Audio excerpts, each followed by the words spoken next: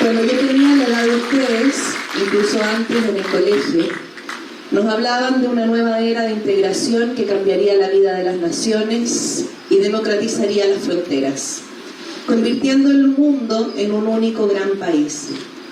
Se trataba de la globalización, que hoy sabemos es un sistema inequitativo que en absoluto resuelve los problemas de la humanidad, como prometían sus precursores, o como continúan avalando aquellos que insisten en defenderlo.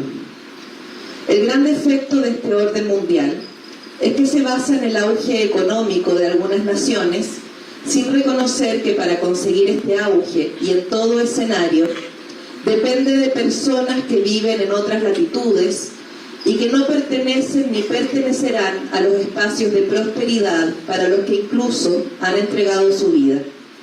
En cuestión de eliminar las fronteras, lo que se practica es la más absoluta extranjerización, fenómeno gracias al que hoy existen países como los nuestros, donde los procesos migratorios no son solo una realidad masiva, sino que son de ida y de vuelta. Esto es doble vía, emigración e inmigración. Las líneas geográficas de nuestros países limitan entonces, y sin importar la ilustración del mapa en que se trace, como diría Violeta Parra, limitan siempre con la injusticia. Hablo de migrantes como la expresión más precisa de la condición humana en nuestros días. Hablo de lo precario del valor de la vida. Escribo sobre individuos que, empujados por la carencia o la esperanza, cruzan fronteras que prometen una vía de escape y que en ese proceso de tránsito muchas veces pierden la vida.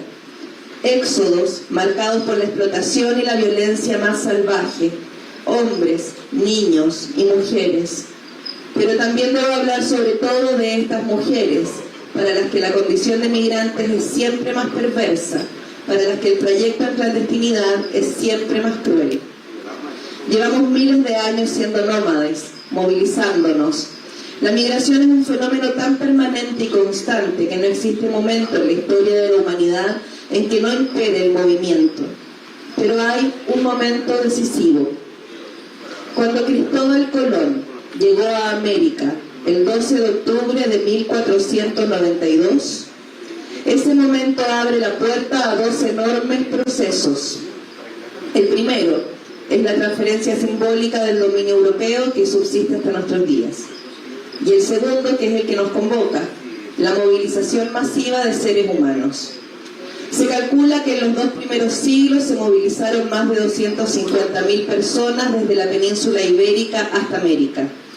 Fue un fenómeno de migración inédito hasta ese momento en la historia. ¿Qué lo diferencia de nuestros movimientos migratorios actuales? Pues que ninguno de esos inmigrantes, a ninguno de ellos, se les pidió visa. En ninguno de nuestros pueblos. No fueron cuestionados sus papeles, ni puestas en duda sus nacionalidades para ser tratados con humanidad. No tuvieron recibimiento hostil, y aún así, en su calidad de inmigrantes indocumentados, asumieron el poder político de un territorio que recién habitaban.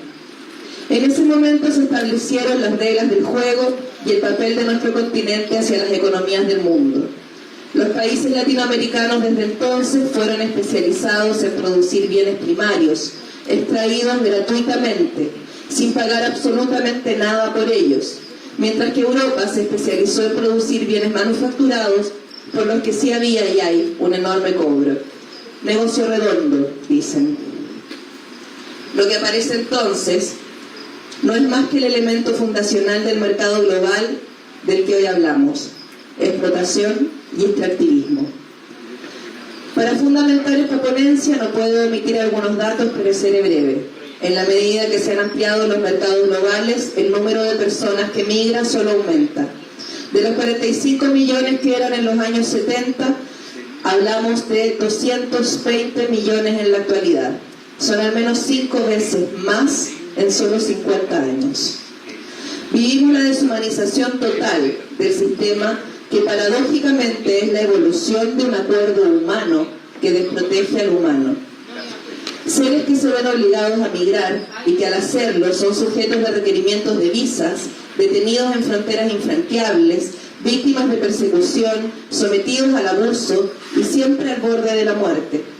Un sistema en el que no existen estas fronteras ni requerimientos para las cosas, no para los bienes, no para los servicios. Nos hemos organizado con absoluta prolijidad para atender las demandas de la acumulación del capital, estableciendo la desnacionalización de nuestras economías, para las cosas, para las empresas, pero la absoluta nacionalización y por tanto extranjerización de las personas en tiempos de tremendas estampidas migratorias. En resumen, la economía es libre y los hombres no. Pero ¿por qué los migrantes se van si las condiciones son tan peligrosas?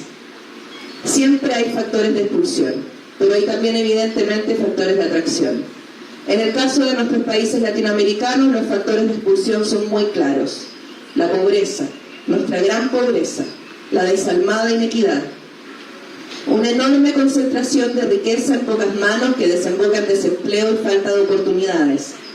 También habría que mencionar como elemento que comienza a presionar la expulsión de seres humanos por problemas ambientales, inundaciones, sequías, la ya innegable crisis climática, que como rezaba el titular del New York Times hace unos días, el calentamiento global era real y lo tienes ahora en tus pulmones.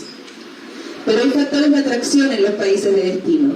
Los países ricos requieren mano de obra barata para poner ladrillo sobre ladrillo y construir un montón de edificios y casas. Atender, por ejemplo, las demandas del turismo, también necesitan comprar trabajo a bajo precio. Por supuesto que sirve la migración para poner en marcha algunas actividades agrícolas. Es, por ejemplo, esa migración de latinoamericanos que aparece a fines de los años 90, a principios de los 2000, en pleno auge económico de los países europeos y también de Estados Unidos, y que comienza a atender las demandas de las sociedades que no podían ser cubiertas de otra manera. Llegan peruanos, chilenos, colombianos, ecuatorianos, en fin, latinoamericanos, a hacerse cargo de la atención de ancianos en Europa. La migración amortigua hacerse cargo de la atención de las familias. En ese momento, claro que la migración fue bien vista. La migración amortigua procesos de crisis. Si hay auge, se requiere mano de obra barata, se abren las fronteras y se hace vista gorda. Si por el contrario, como pasa ahora, la crisis comienza a apretar los zapatos de estas sociedades opulentas, entonces se cierran las fronteras y nacen políticas de movilidad humana que impiden la llegada de personas, fomentando la explotación, concepto brutal que en este sistema se va perfeccionando. A mayor control, regulación y a mayores impedimentos, siempre hay mayor violencia. A mayor censura, más clandestinidad. Como les contaba, cuando yo era niña, en los colegios nos decían que la globalización haría desaparecer la categoría de extranjero sobre la tierra. Y yo lo creía, y lo escribía en un cuaderno, o lo leía en los libros, y lo creía de nuevo. Si nos hubieran dicho a tiempo que los bienes y servicios estarían por sobre el ser humano, yo no lo habría resaltado en colores fluorescentes. No habría hecho esos dibujos de niño dándose la mano sobre un globo terráqueo, imaginando rondas interminables, familias enormes, sonrisas, sonrisas por todos lados. No es hermosa ni dibujable la vulnerabilidad de nuestros hermanos y hermanas. No es humana la que hoy entendemos como condición humana. Cuando todo se resume a datos, perdemos la capacidad de conmovernos. Hoy solo les he hablado de datos. Pero yo no vengo a hacer otra invitación más que esta. Por favor, no dejen de conmoverse. Miremos fijamente nuestras fronteras. Hagámoslas tan visibles que nadie nunca más pueda desaparecer en ellas nunca. Tengamos preparado un abrazo para los que llegan, otro para los que se van. Desextranjericemos el amor para que donde sea que te encuentres, donde sea que llegues o pienses llegar, no dejes nunca, pero nunca, de estar en casa. Gracias.